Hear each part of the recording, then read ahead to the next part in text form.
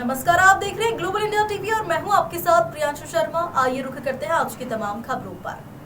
धार जिले की 7वां विधानसभा चुनाव की गिनती आज यहाँ पॉलिटेक्निक कॉलेज में चल रही है। तो धार जिले की जो भी 7 विधानसभा सीटों में क्या रुझान चल रहा है, क्या मतलब किसकी जीत होगी, किसकी हार होगी, ये तो अभी तो तय होना बाकी है। लेकिन ये जरूर है कि कांग्रेस यहाँ पर 5 सीटों पर बढ़त बनाई हुई है, तो वही 2 भाजपा सीट आगे चल रही है। आज मेरे साथ वरिष्ठ पत्रकार, धार के वरिष्ठ पत्रकार राजेश नवले जी मौजूद है। वे राजनीतिक विश्लेषक के काफ़ी अच्छे माने जाते हैं, उनको काफ़ी इसका अनुभव है। उनसे हम जानते हैं कि धार जिले में जो विधानसभा सीटों को लेकर उनको क्या कुछ कहना है, कितनी सीट आगे चल रही है, किसकी हार होगी, किसकी जीत होगी, ये भी उनसे एक विश्लेषण लेते हैं। राजेश जी, आपका ग्लोबल इंडिया टीवी में स्वागत है।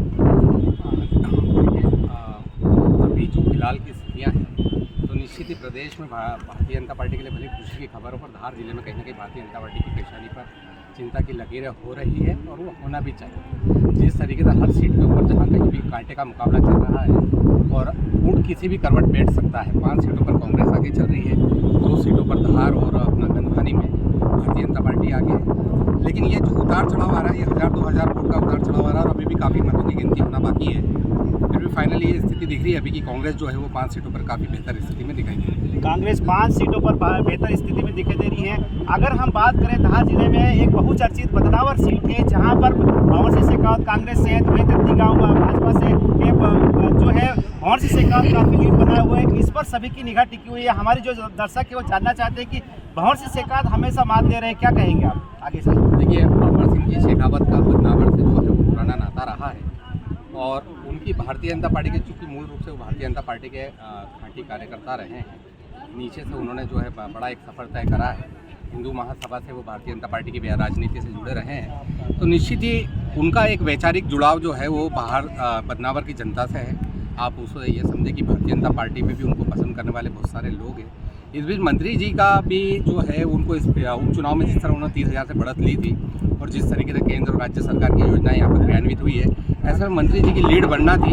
लेकिन चुनाव है, और जहाँ लाडली लखन का अलग जगह सेक्टर दिखाई दे रहा है, बदनावर में भी दिखाई दे रहा था। लेकिन यहाँ पर भंवर सिंह शेखावत और राजवर्धन सिंह दत्ती गाँव के बीच में मुकाबला है, और भंवर सिंह जी की भारतीय जनता पार्टी के अंदर भी लोकप्रियता, और कांग्रेस का भंवर सिंह जी को स्वीकार करके और एकजुट होकर उनके लिए काम करना कहीं ना कहीं भंवर सिंह जी को बढ़ा रहा है। 52,725 मतलब क्या लगता है ये सामने आ जाएगा कि ये बदलाव? देखिए, इंजीनियर संतोष 5-6 राउंड के अंदर जो पूरा फैसला जो आ जाएगा। 2 लाख वोट गिरे हैं, 1 लाख वोटों की गणना हो गई है, अभी भी 50% वोटों की गणना होना है। और अब जो क्षेत्र आने वाले हैं, सादलपुर मंडल वगैरह, यहाँ पर जो दत्ती गाँव का खासा प्रभाव रहता है, और संभव हो सकता है कि यहाँ पर उतार चढ़ाव वाला निर्णय आ जाए और मंत्री जी फिर बढ़त बढ़ा ले। लेकिन जिस तरीके से मंत्री जी को लीड कवर करते हुए जीत दर्ज करना थी, वो वाली स्थितियाँ नहीं दिख रही है। वो स्थिति नहीं दिख रही है। देखा जाए तो मतलब यहाँ पर क्या है कि दर्शकों का काफ़ी रुझान है। सबसे ज़्यादा जो है वो निगाह टिकी हुई है बदनावर विधानसभा सीट में। तो आपने बताया कि जो शेखावत जी को है, भाजपा का भी उनको मतलब बेनिफिट मिल रहा है, कांग्रेस का भी बेनिफिट मिल रहा है। तो कहीं ना कहीं क्या लगता है कि दत्ती गाँव को कहीं ना कहीं भीतरघात का भी डर सता रहा था, और यही हो रहा है? नहीं, दत्ती गाँव जी के साथ भीतरघात जैसी स्थितियाँ तो दिखी नहीं है। भारतीय जनता पार्टी भी एकजुट होकर लड़ी है। यहाँ पर बस बेसिक रूप से यही रहा है कि भंवर सिंह जी शेखावत चूँकि भारतीय जनता पार्टी से आए थे, और जिस तरीके से उन्होंने पिछला चुनाव भारतीय जनता पार्टी में रहते हुए हारा था, या उन्हें हराया गया था, वो कहीं ना कहीं एक वोटरों में, भारतीय जनता पार्टी के वैचारिक वोटरों में एक सिंपैथी थी। भंवर सिंह जी शेखावत के जो पूरा प्रचार रहा, वो एक खान नाम के व्यक्ति को टारगेट करते हुए बात करते रहे।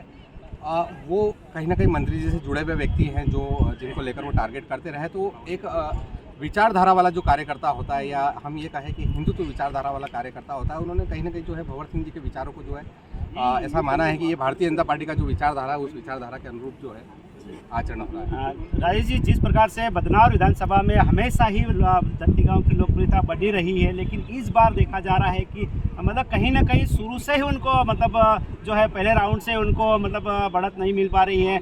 एक बार वो 1-2 राउंड में आगे हुए थे, उसके बाद फिर शेखावत जी को आगे हो गए, मतलब जो राउंड में आगे हो रहे हैं, आगे चल रहे हैं। तो क्या स्थिति मतलब ये क्लियर होगी? मतलब क्या लगता है कि दत्ती गाँव मतलब कितनी बढ़त अभी बना लेंगे? देखिए, अभी 1 लाख वोटों की गिनती होना है, और मैं अभी भी बोल रहा हूँ कि बहुत सारा ऐसा क्षेत्र आने वाला है जो दत्ती गाँव जी के प्रभाव वाला क्षेत्र है और हो सकता है कि उस लीड को कवर करते हुए दत्ती गाँव जी जो है वो लीड को कवर कर ले। अभी तक के जो वोट बैंक गिनाए हैं, जैसे जो ट्राइबल पट्टी है वगैरह रही है, वहाँ से वो वोट का काउंटिंग हुआ है और इस पट्टी में भी दत्ती गाँव जी का प्रभाव है। लेकिन फिर भी जो है ये पट्टी जो है कांग्रेसी विचारधारा की मानी जाती है। यहाँ से 2 जिला पंचायत सदस्य चुनाव जीत कर आए हैं अभी कुछ महीने पहले ही, और वो कांग्रेस के जिला पंचायत सदस्य हैं। ऐसे में वहाँ से सपोर्ट जितना भी मिला है वो एक पर्याप्त है। अब आगे के मंडल तय करेंगे। देखा मतलब ऐसा कहा जाता है कि बदनावर विधानसभा में पश्चिम पट्टी और चामला पट्टी 2 फेमस है। अगर उस जहाँ से बढ़त मिली है तो फिर चामला पट्टी से भी कांग्रेस को बढ़त मिलेगी या बीजेपी को बढ़त मिलेगी। तो अभी पश्चिम पट्टी मतलब चल गया, निकल का राउंड चल रहा था, अब चामला पट्टी का हो सकता है चले, और उसमें क्या लगता है? नहीं, चामला पट्टी वाला क्षेत्र भी जो है वो कंप्लीट हो गया है। अब हम नागदा, सादलपुर और रिसोर की ओर बढ़ रहे हैं और कानमन, नागदा, सादलपुर और मंडलों की ओर बढ़ रहे हैं और यहाँ पर खासा प्रभाव है दत्ती गाँव जी का। पर बस बात वही आ रही है कि अभी कुछ भी कहा नहीं जा सकता, लेकिन अच्छी बात यह है कांग्रेस के लिए कि उनके कैंडिडेट ने बढ़त बना रखी है। ये अपने आप में बड़ी बात है। राजवर्धन सिंह दत्ती गाँव एक कद्दावर नेता है, उनका अपना एक व्यक्तिगत वोट बैंक है जो करीब 30-40 हज़ार वोट का है। जो किसी भी दल में रहे वो निर्दलीय लड़े तब भी 30 हज़ार वोट लाए थे। तो ऐसे में दत्ती गाँव जी जिस तरीके से मुकाबला कर रहे हैं और अपना शेखावत जी जिस तरीके से मुकाबला कर रहे हैं और राजवर्धन सिंह दत्ती गाँव जी को जिस तरीके से परफॉर्मेंस देना था वो स्थिति नहीं दिख रही है। अच्छा, धार विधानसभा भी एक यहाँ भी मतलब हमारे दर्शकों की निगाह टिकी हुई है कि यहाँ भी नीना वर्मा है, तो आगे बाल मुकुंद सिंह गौतम, प्रभा देवी है। तो यहाँ कहीं ना कहीं राजू यादव खड़े होने के बाद लोगों को ये लग रहा था कि अब नीना वर्मा का हार तय है, लेकिन नीना वर्मा अभी भी बढ़त बनाई हुई है। क्या कहेंगे राजू जी?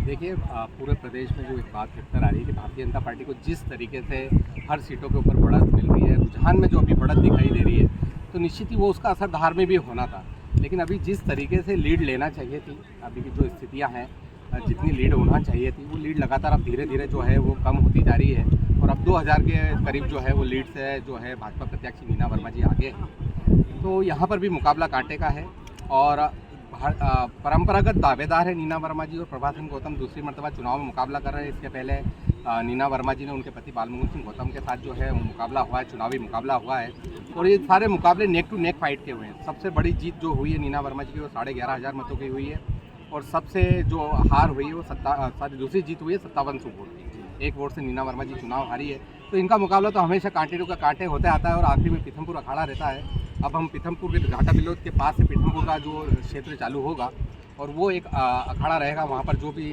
बाजी जीतेगा वो चुनाव जीतेगा। तो ये थे मेरे साथ राजेश जी नवले, वरिष्ठ पत्रकार, जिनका ये राजनीतिक विश्लेषक है। इनका जो सटीक इनकी राय बैठती है, इनका कहना है कि अभी फिलहाल कुछ नहीं कहा जा सकता, ऊपर नीचे चलेगा, लेकिन 3 बजे बाद जब 1 से 1.5 लाख मतलब वो मतों की गिनती हो जाएगी उसके बाद आंकड़े साफ हो जाएगी।